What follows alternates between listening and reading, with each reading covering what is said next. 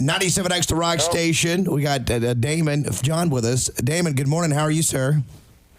I'm well. How you doing? We are good. It's an honor to speak with you. You know, my first question, I'm going to get into the book that you wrote, which I'm fascinated by. But did you think the Shark Tank would be as successful as it is today? Absolutely not. I went and I did the pilot with them because I wanted a free trip to L.A. just to hang out with some friends, and I said, this crap is never going to work. Who wants to see 5 businessmen and women talking crap all the time? And, 7 seasons later, 7 years later, it is an amazing ride. And the challenge, I think, with that show is it's on Friday night, and it still has the success it does. I'm sorry, hey, what did you say? I was saying that the show's on a Friday night, and, it's really hard on a Friday night to have a successful show. History kind of says that, but you guys have defied the odds. Yeah, first time I told one of my friends who were in, the TV world, I said, I'm on Friday night. They said, isn't that the night that they burn, like, the Yule log or something like that on TV? There's just nobody's there, nobody's watching. Yeah. All right, a couple months ago, we all got to speak with the Fonz, Henry Winkler, and he told us how he allowed having dyslexia to hold him back for many years before he found the confidence to pursue acting and eventually writing. Would you say that having dyslexia hindered or helped mold you into the entrepreneurial-minded individual you are? Dyslexia absolutely helped me, in many ways. It made me, first of all, I always excelled in math and science, but it made me kind of do a workaround and try to find other ways to avoid having to read, number one. So then I took up a lot of entrepreneurial stuff in school. And then when I would have to read things, I would have to read them 10 times or 4 times because I wanted to absorb the information. But, if you look at it, how many 4 out of the 6 sharks are dyslexic? Wow. I did not know that. I did not know that either. Absolutely. All right. In your new book, you talk about how the first season of Shark Tank cost you $750,000 in losses, yet you remained on the show. What did experiencing those losses teach you about investments? Well, it taught me a couple of things. It taught me that, first of all, I didn't have the right people in my in my office who could handle all these incoming businesses. The people in my office were really great at running my fashion business, so I had to improve there. It also showed me that, there's some items and or products that I shouldn't go after because I wasn't, really skilled to do that. And you have to think about the producers on Shark Tank.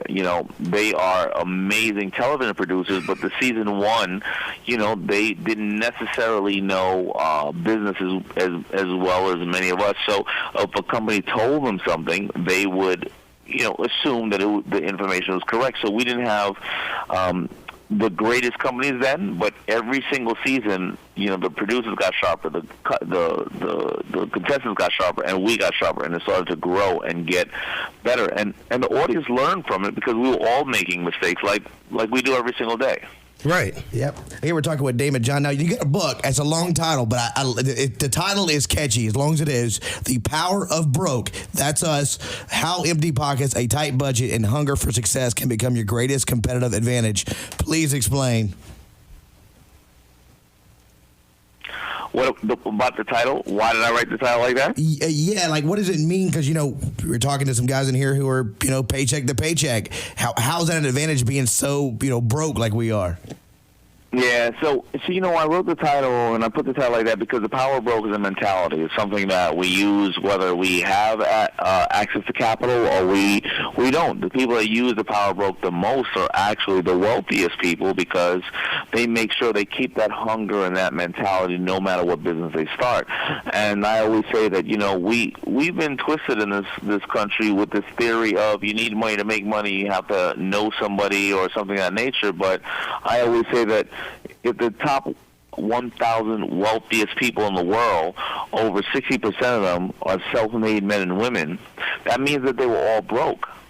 And that means that if you can hand down money from generation to generation, those people should have never made it onto the list. So if you are in a situation where you don't have the money you need, then you can do either one or two things. You can sit there and cry about it and listen to the people all around you who are telling you how you can't make it, or you could tap into these resources and leverage what you do and hopefully get to that place in life where you can feed your family and you can enjoy a level of success, whatever you think success means to you. Okay.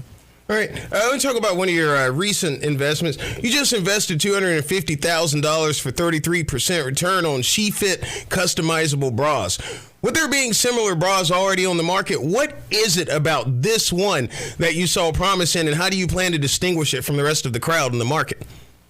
No, I think that's a great question. I think that the adjustability in the unit or the bra reduced the amount of sizes people had to carry. I think that the entrepreneur, she is absolutely amazing. She's a firecracker. You cannot stop her. And I come from a world of where, you know, when I made FUBU, I didn't put 3 sleeves on it. It was just a T-shirt, 2 sleeves, but it created a movement. And I know that you're not going to create anything new in this world. You're just going to create another angle or another position. And she proved me right, because after SheFit has aired, you know, she's done to date, you know, she only aired a couple of days ago. I think she's done $500,000 in sales already. Wow, impressive. All right, and finally, obviously, LL Cool J really helped bolster FUBU back in the day. Do you still have a relationship with him, and do you have anything on the horizon, business-wise, with him? I have an amazing relationship with LL. I mean, I want to congratulate him. He just got his star on the Walk of Fame. Yes. Yeah, you know, LL and I are always looking. We're actually doing some new stuff with relaunching FUBU in some ways out there, and he's a busy guy, you know, with his lip sync battle and being an amazing actor and a legend in the music game. So the biggest challenge is always just, you know, getting on the phone or getting to see each other. Okay, well, hey, we thank you for your time. Now, the book is available right now, correct?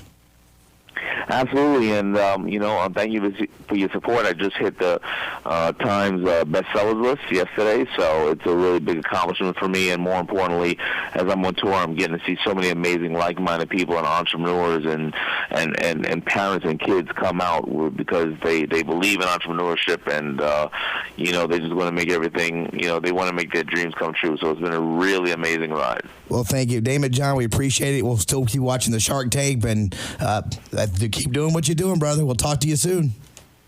All right. Thank you.